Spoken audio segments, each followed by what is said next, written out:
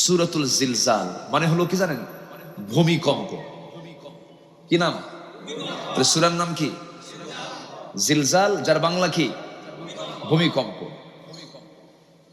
মানে সব ভেঙ্গে চুরমার হয়ে যাওয়া। এই ভেঙ্গে চুরমার হবে এমন একটা দিন সবার সামনে আছে না নাই? আছে।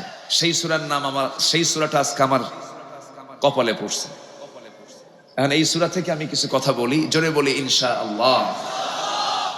সম্মানিত ভাইয়েরা, আমরা যে কালামটা নিয়ে বসেছি, কালামে রব্বানি, এই কালাম আমার রবের কালাম। আচ্ছা, এই লাইটটা কি মানে খুব রাখা জরুরি? আমি এইদিকে তাকাতে পারছি না, মানে মানুষ দেখতেও পাচ্ছে না, আমিও তাকাতে পারছি না। এটা অন্য কোনো সাইড না, বন্ধ না, এটা সাইডে রাখলে মানুষও দেখতে পাচ্ছে না আমাকে।